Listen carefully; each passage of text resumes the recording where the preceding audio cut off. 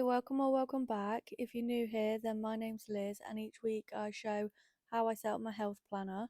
So, welcome to week 5 of my MCAS health planner setup. We can go ahead and look at some of the previous weeks. So, we've got week 4. This is the current week, and I have not logged any of my food. I will go back in and input the data. The data is somewhere else, so I just need to transfer it. I just actually need to remember to do it. And the weather as well.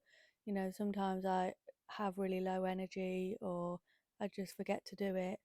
And then that can become a problem if it just doesn't get done. But so far, so good. I have managed to keep a really good track of my headaches and migraines across the monthly section, but I haven't filled in the data down the side yet. I will come back and do that, and I'll take the symptoms information and then create an average and put that average in for each day for each symptom, just so I've got that overview.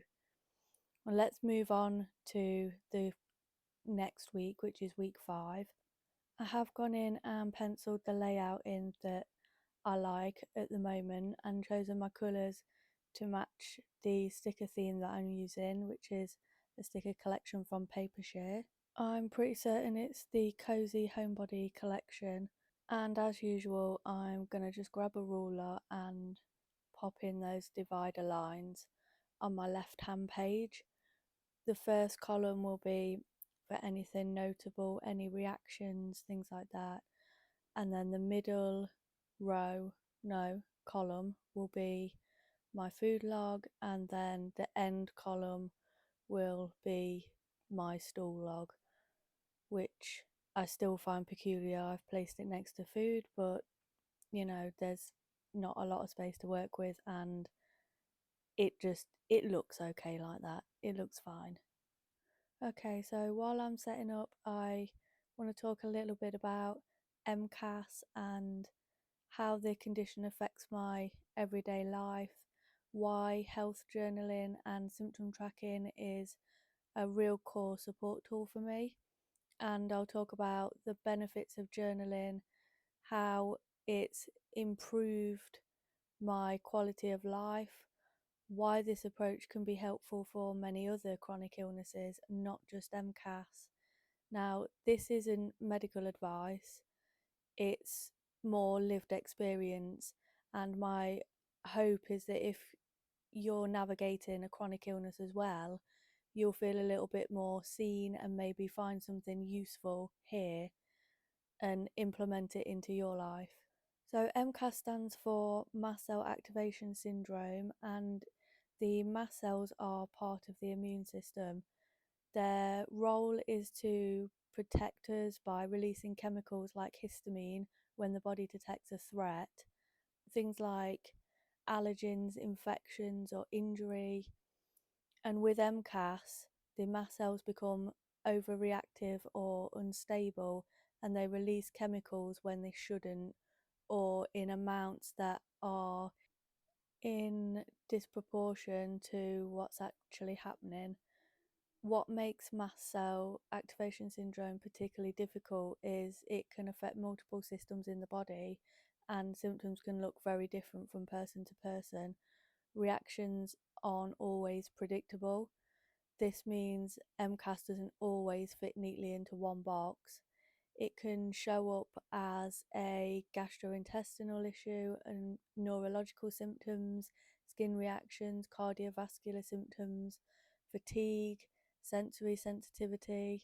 It's a combination of things that can change over time, and the variability is one of the reasons it can take so long to be recognised and diagnosed. For me, living with MCAS means my body feels reactive and unpredictable. Some days I'll wake up with a decent amount of energy and clarity, and other days I'm dealing with sudden exhaustion, brain fog, heightened sensory sensitivity, food reactions, and emotional dysregulation that can sometimes feel physical rather than psychological. Sometimes symptoms can kind of shift within the same day. It can be different from day to day or hour to hour, and that unpredictability kind of affects everything: how I plan my time, what I eat, how much kind of sensory input I can tolerate, and whether I can socialise that day, leave the house, and pacing myself. I think one of the hardest parts is that from the outside, it's often invisible. Internally, though, my body is constantly responding to things that aren't obvious or consistent, and this is where self trust becomes quite difficult and journaling becomes essential. When my symptoms fluctuate, my memory becomes quite unreliable, not because I'm careless, but because brain fog blurs details and fatigue can distort timelines, and flare recovery can completely wipe out context.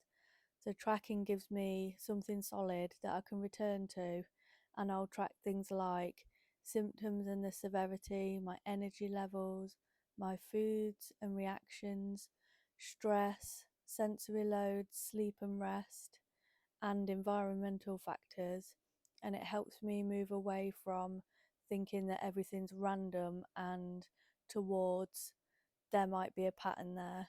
Even when patterns aren't obvious, my tracking will validate my experience and it tells me that this is real and this is happening. My health journal is more than just a log, it is kind of my external brain. And on days where my brain's foggy or overstimulated, I don't need to remember everything. The journal holds that information for me. So it helps me externalize what's happening internally and to make gentler decisions, to pace myself realistically, communicate clearly, and it helps me to relay that information to any professionals, doctors, consultants. But I can then go back and reflect on everything in there and build up a more solid relationship with myself that's based on more acceptance rather than judgment. I find it helps create some continuity.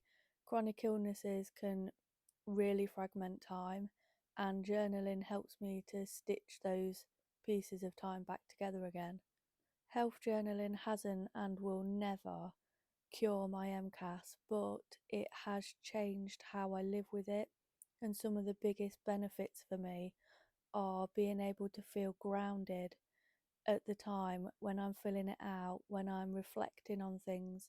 It reduces my anxiety around symptoms, helps me to recognise early signs of flare ups, gives myself permission to rest or just feel less guilty about something, and it replaces self blame with understanding. It helps me to understand myself and rebuild trust in myself instead of questioning whether I'm overreacting, or I can look back at the patterns and the frequency and the impact that that had on me, which really matters for me emotionally and practically.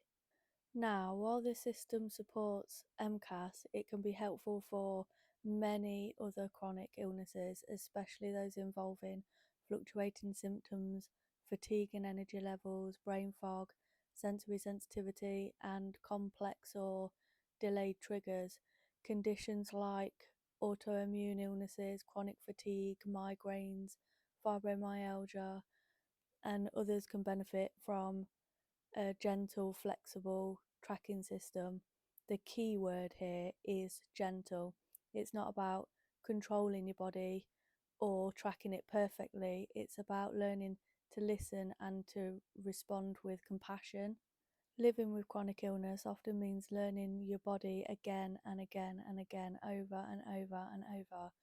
For me, health journaling has become a really steady and supportive way to listen, reflect, and adapt without pushing or punishing myself. So, if this video has helped you or you feel a little bit less alone, I'm glad that you've been here. And if you're looking to start a health journal and you need some ideas for your own condition, then please feel free to leave a comment and ask questions, and I will do my best to include information about that in another video. Okay, so that concludes this week's setup. week 5. If you've enjoyed this video, please like and subscribe. Thank you to everybody who's supported me through this YouTube journey so far. I'm so appreciative of everybody that leaves a comment, leaves a like. I do try and respond to everybody. And thank you for all of the support on my shorts videos as well. I do post a journal prompt every day. So if you're more into long form journaling that's kind of in a line with the moon, then go and check out my shorts. And I'll see you next time. Thanks so much for watching. Bye.